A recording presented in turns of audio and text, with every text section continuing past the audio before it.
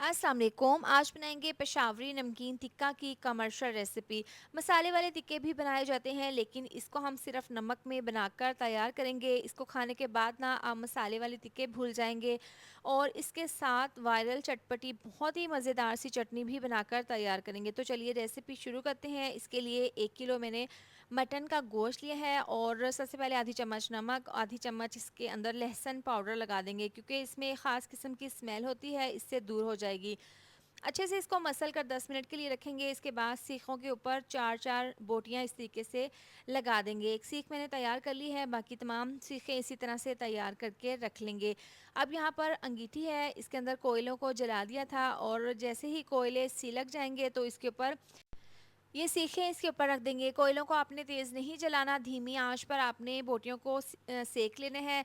अगर तेज़ आंच पर करेंगे ना तो इसके ऊपर फ़ौरन से डार्क कलर आ जाएगा। 4 से 5 मिनट के बाद इसकी साइड को चेंज कर देंगे। अब यहाँ पर तकरीबन 18 से 20 मिनट हो गए हैं, और दरमियान में बार-बार इनकी साइड को मैंने चेंज कर दिया था। देखिए बहुत अच्छा सा कलर आ गया है। बोटियों के ऊपर बस ऐसे ही कलर लाना है, ज़्यादा डार्क नहीं करना। अब इनको सीखों को उतार कर प्लेट के अंदर रख देंगे। अभी इसको हमने 20% गलाया है, बाकी का प्रेशर कुकर में डालकर बोटियों को गला लेंगे। तो सीखों के ऊपर से तमाम बोटियों को निकाल लेंगे, और इनको हम डाल देंगे प्रेशर कुकर के अंदर।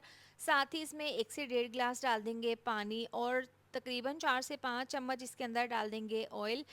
ये डालने के बाद पहले भी इसमें हमने इसके ऊपर नमक लगाया था, लेकिन आधी चम्मच नमक और डाल देंगे। साथ ही 1/4 चम्मच ज़ीरा पाउडर डाल देंगे, इससे बहुत अच्छी सी खुशबू और फ्लेवर आ जाएगा। अच्छे से मिक्स करने के बाद अब इसको हमने 15 से 18 मिनट के लिए पका लेना है।